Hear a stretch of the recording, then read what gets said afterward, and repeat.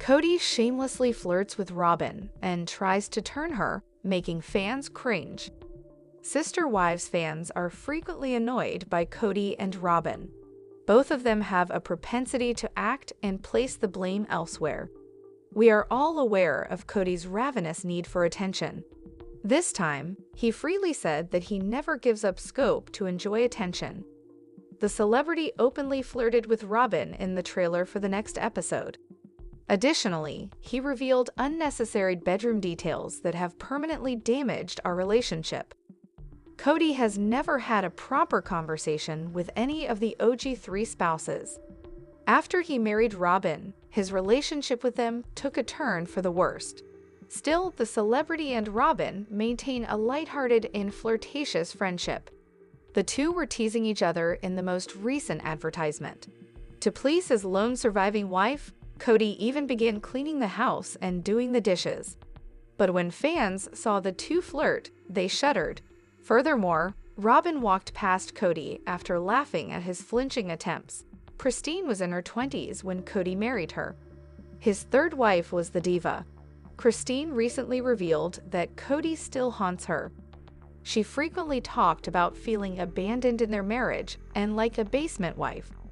She remarried David after divorcing him, but the ghosts of her former life continue to haunt her. Christine described having nightmares about Kody. She imagines that she is still wed to him. Christine added that she experiences panic attacks and awakens from them feeling anxious and sweaty. Even though she wants to move on, she is afraid of Kody. To overcome her nightmare issue and move on, the Sister Wives star received a dream catcher. It's reasonable to say that Kody is among the most divisive personalities on reality TV. Fans don't appreciate his actions or haughtiness. Fans were able to witness a new side of him this time, though. He was openly making out with Robyn. Additionally, the image grosses out viewers. He also went into detail about what they did in the bedroom, which is something that nobody wants to think about. Kody was doing the dishes and tidying up the kitchen. Robyn came up to him and asked him what he was doing. Kody retorted that he was doing the dishes in an attempt to get her attention. Robyn chuckled at his response. The celebrity went on to say that he is aware of Robyn's reaction to housework. She then addressed the camera, sharing that cleaning the house is one of the easiest ways to win a woman over. As they flirted, Robyn was excited and giggling around Kody. Kody goes on to say that he always seeks Robyn's attention. He wants to maintain their enjoyable and vibrant connection. He revealed that after using the restroom, he flexes his muscles around Robyn while wearing a towel around his waist. He merely wants to flirt with her, and the Sister Wives patriarch acknowledges this. But following the occurrence, fans were horrified and flinched. One netizen said, "Gross." Another said, "Barf, I think I just threw up in my mouth." Netizens talked about how he never showed the same love to his prior spouses. But, as he prolongs the Coyote Pass story, Kody Brown is clinging to his patriarchal power and making it more difficult for his ex-partners to move on each time he postpones the inevitable, the sale of the cursed piece of property.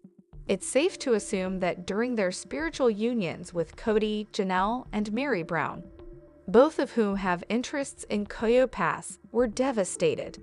He makes it more difficult for them to permanently leave him when he continues to make their financial lives more difficult. They are activated all the time. They seem to be being forced to return to a traumatic past that is now behind them. Due to Kody's intense love for Robyn Brown, both were disregarded for many years. He focused all of his attention on her.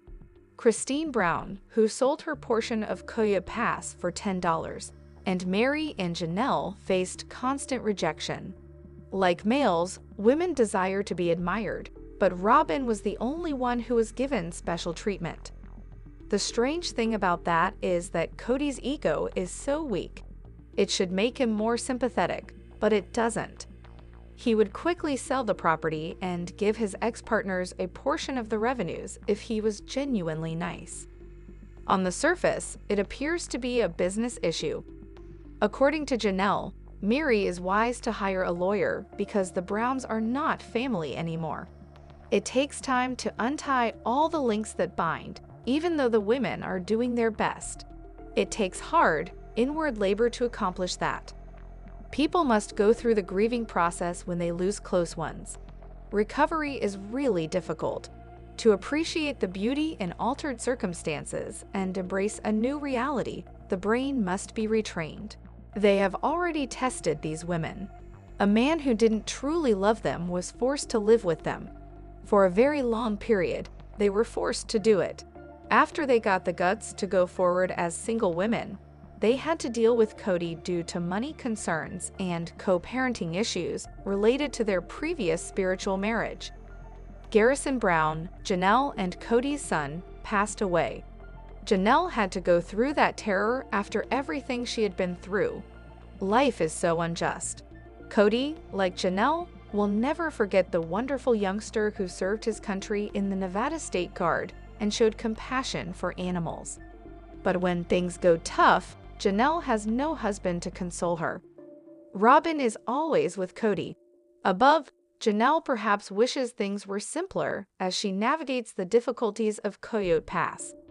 Yes, they all work together to film the show, and Kody might be prolonging the sale of Coyote Pass in order to create drama on TV. But there's always a potential that his authority as the Brown family's financial leader has turned into an addiction. 4 adult ladies essentially obeyed his commands in the past.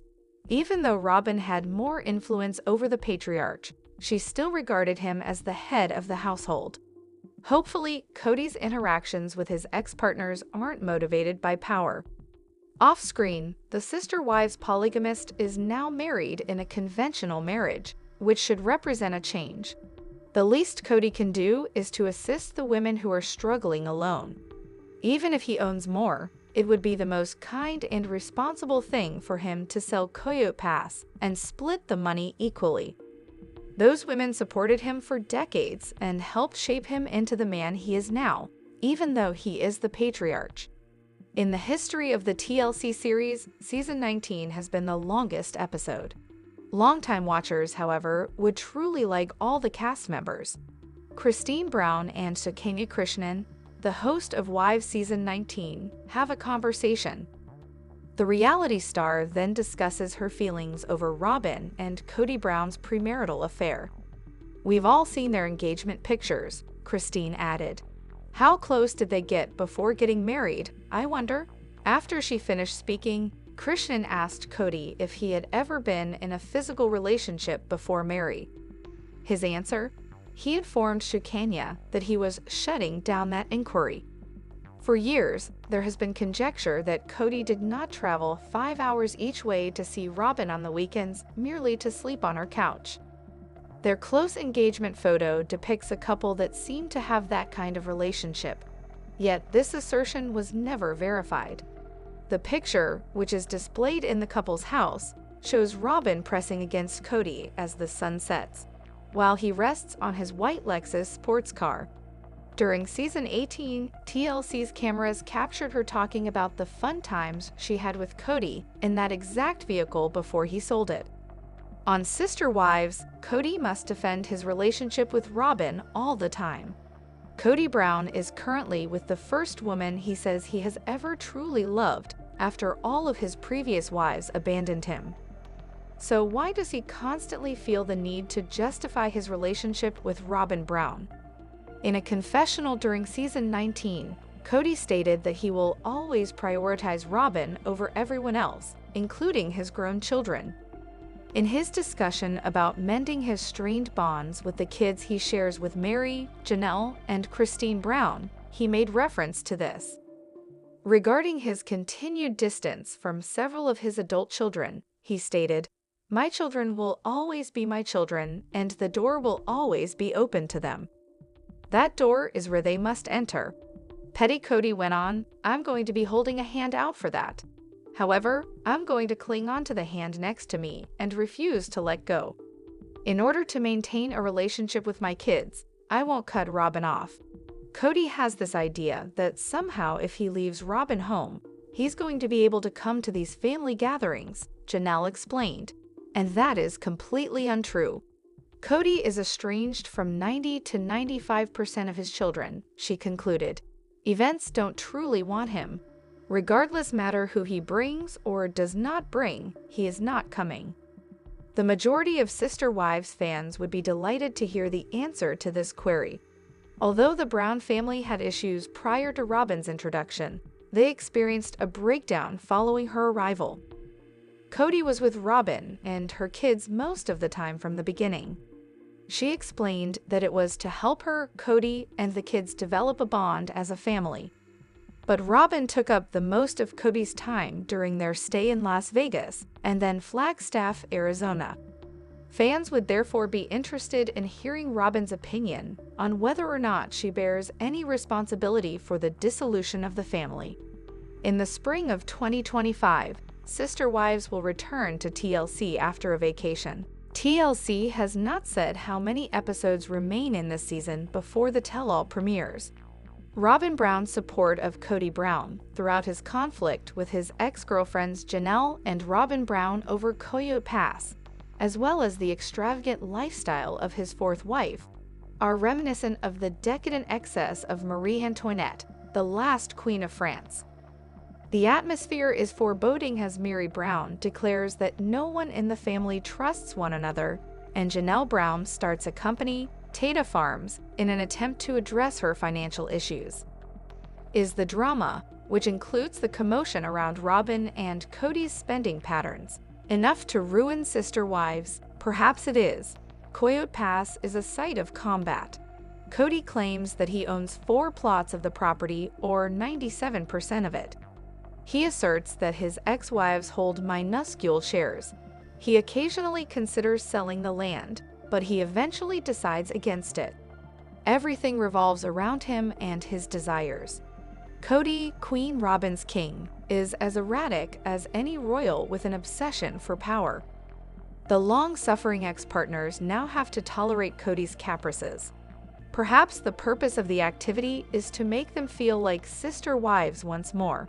He can manipulate them with Coyote Pass. They are no longer his sister wives, which is the problem. In order to ensure that their rights are upheld, Mary and Janelle are thinking of hiring a lawyer. Long ago, like a knife slicing through one of Marie Antoinette's intricately iced layer cakes, Christine bailed out of the chaos. She bid the doomed property farewell by selling her portion of it for $10. She essentially gave Kody the finger when she did this, regaining her authority.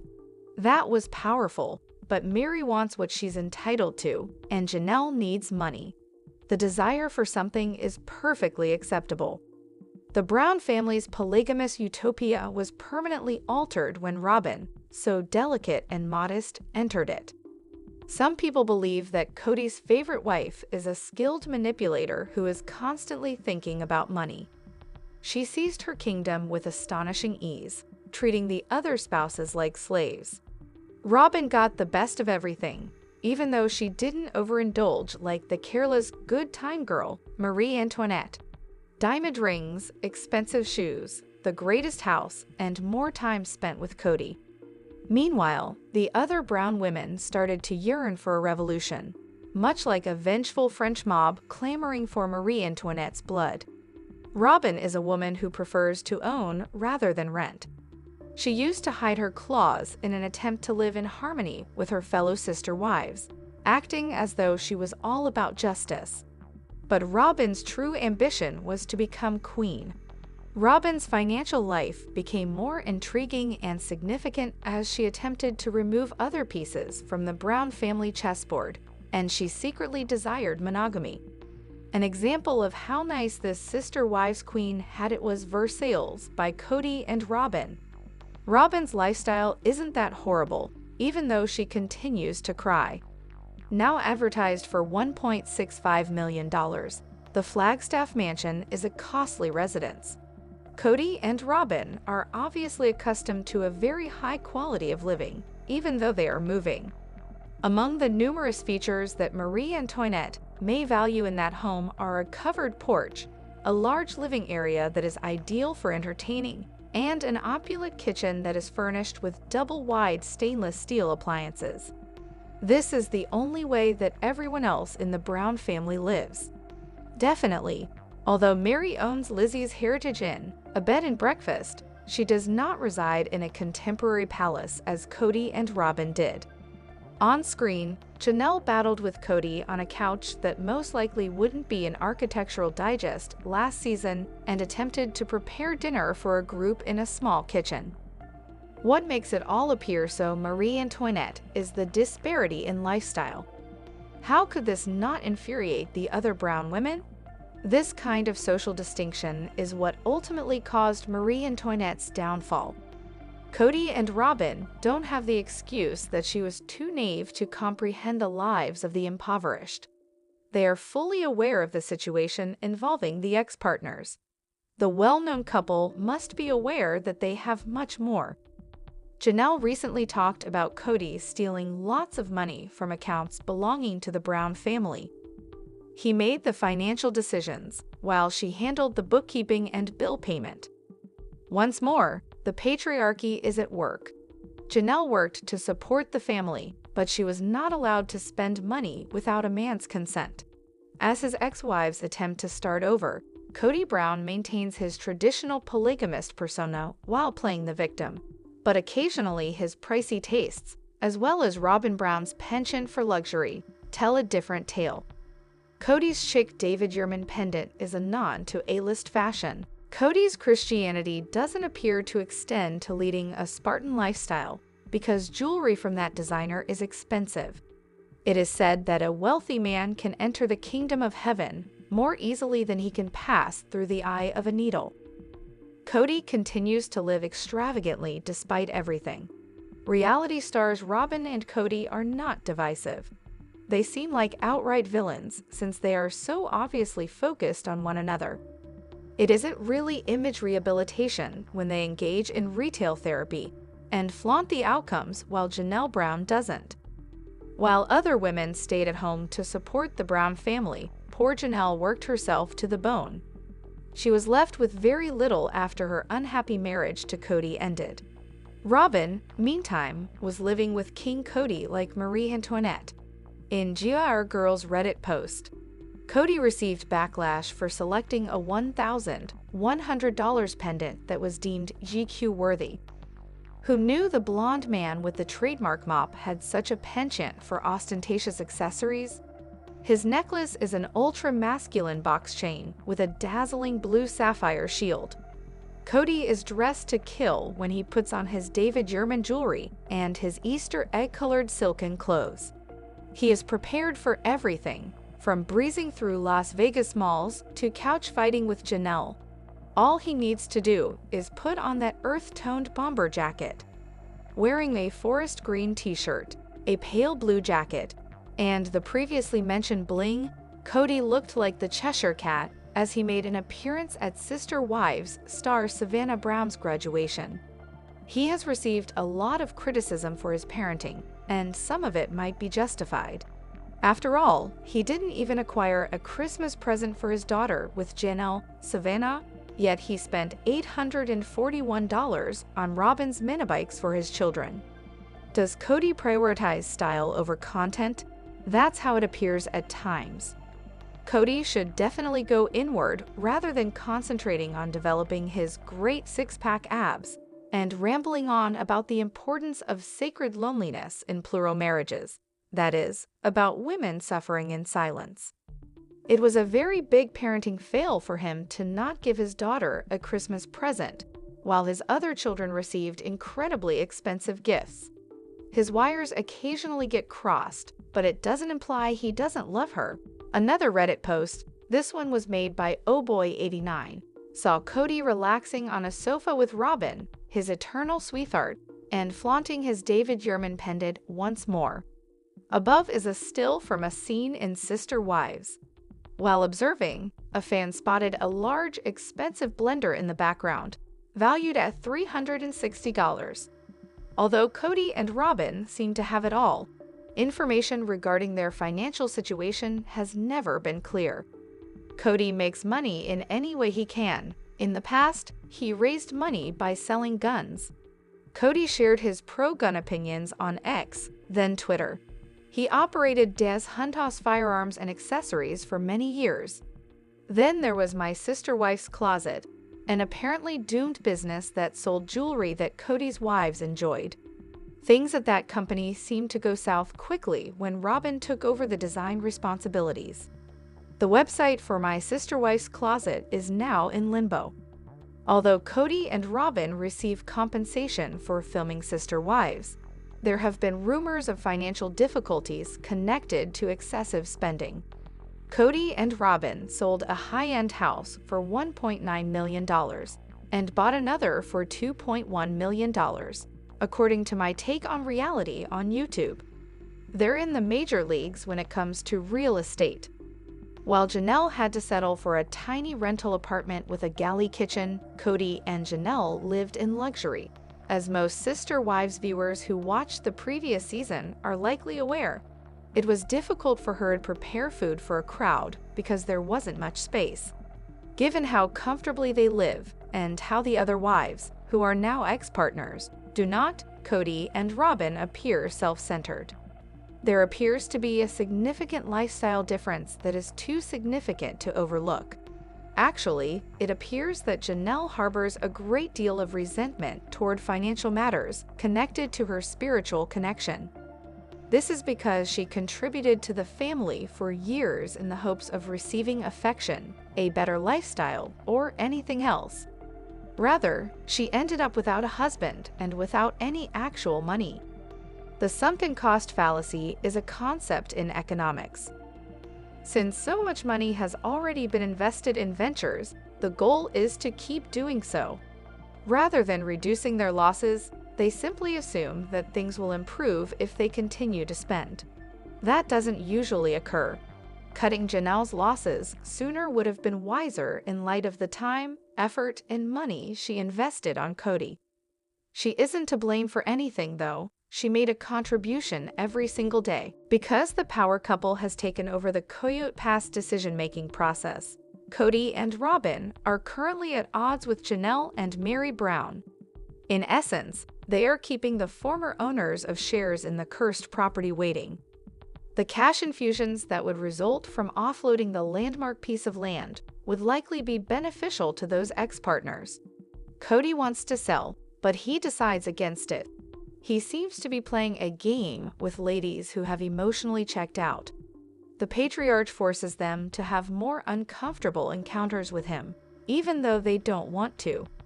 Since they present a unified front, Robyn also owns 97% of Coyote Pass, as Kody claims. She is the Silk Glove's iron fist. She is fully aware of Kody's personality and methods. He seems to go out of his way to win her approval a lot, but lately things haven't been as nice. Kody and Robyn's financial affairs could make news if they split up someday. When it comes to handling the ex-partners, it's very us and them, and they're clinging on for the time being. Robyn and Kody ought to be kinder if they are concerned about appearances. It will enable them to atone for their sins. It would be like watching paint dry or waiting for water to boil before Kody makes a definitive decision regarding Coyote Pass. It seems to take forever and is tedious. Kody ought to be considerate and dispose of the property as a result. Even if he owns more, it would be gentlemanly to distribute the proceeds equally. This is due to the fact that everyone made contributions to the family. Nevertheless, some women have not received the rewards they deserve under the patriarchal system. Although Janelle doesn't seem to have the same assets as everyone else, Kody claims that she does. She squatted on Coyote Pass in an RV. She is an earthy Taurus who loves the outdoors, but perhaps she also wanted to save money. Janelle is a living example of how difficult multiple marriage is for women because she has been through a lot. Although Robyn is not the only lady who has spent a lot of money on shoes, her extravagant purchases are noted because she is Kody's queen. She has been seen wearing high-end footwear, such as some pricey sandals from Tory Burch. Robyn isn't particularly well known for her sense of style. In fact, her simple print blouses look like they belong in a different decade. She obviously enjoys shopping and dressing up, though that's not necessarily a bad thing. The true problem here is that Robyn, the fashionista, appears to enjoy more luxury than Kody's ex-girlfriends, who dated him for decades. Meri doesn't appear to wear expensive footwear. Janelle doesn't either. They are highly practical and opt for affordable styles, such as the striking LuLaRoe leggings that are a staple of sister wives fashion. Perhaps they believe Robyn lives like a king or queen while they have far less. It seemed as though Robyn and Kody had thrones next to each other when they sat side by side at family meetings. The meetings have changed somewhat since then. In fact, Meri is thinking about hiring a lawyer to handle Coyote Pass. Fans voiced their opinions regarding Robyn's preference for Victoria's Secret designs in a Reddit topic that Pick-A-Me-Dummies created. Robyn said that only this store could supply the appropriate pajamas because her legs were so lengthy. Robyn might be lying though. She might have been shopping for sexy lingerie to wear in bed. Even though their relationship isn't always the best, Kody and Robyn continue to be together. Kody has no desire to go. They do appear to share a genuine bond. Their family was destroyed because of their intense attachment. When Robyn first started dating Kody, she was in debt. However, the family wiped off her credit card debt after they were married. The Browns were giving, and it's likely that some of the funds were obtained through the labor of other women. Now that Robyn appears to be living like a queen in the current era, the ex-partners are having problems. They reflect on the times when things were incredibly unfair. It's possible that Kody and Robyn's separation from the rest of the family will never be fully forgiven by the ex-partners. To demonstrate their love for one another, Kody and Robyn frequently do embarrassing things. Kody can be embarrassing, whether it's by boasting about trying to hide the electric romantic tension between him and Meri, and claiming that on-screen was really just another ploy to try and humiliate Meri, or flaunting his and hers jewelry. Last season, Kody wore a brand new David Yurman signet ring in place of the Claddagh band that belonged to the Brown family. He was rather evasive when Meri questioned him about the gaudy and striking piece. The fact that Robyn has a matching ring was revealed, albeit he refused to explain its relevance. These two obviously have unique codes. Like a mystery wrapped in a mystery, they were married in a regular marriage inside a polygamous marriage. But in reality, it was really simple to crack the encryption. It was impossible to ignore the signals these two gave forth. As any viewer of the show is aware, Kody had a wife he truly loved and other women who interfered with his life. Robyn was joyful and looked stunning on her wedding day. Kody looked quite happy. By now, the two were heavy and hot. As seen in the TLC at YouTube video above, they were clearly into one another during this time, even though it's not as romantic anymore. Kody showered his small wife, who stood out from the others. He most likely purchased her wedding gown since he clearly loved her. Robyn didn't have much money at the time. She was a divorced mother with bills to pay when she entered the marriage. Kody chose that dress on his own. He had never done so for the other women. He wasn't Kody as usual around Robyn. Instead, he was softer and more willing to please. A better man in many respects. It was inevitable that Kody would fall in love with Robyn. The horrors of the present, however, resulted from the reality that he only experienced this level of desire for one wife. Kody is looking out for Robyn in number one, but ex-partners want money for Coyote Pass. Money is usually a factor in the scandal and resentment that abound on sister wives.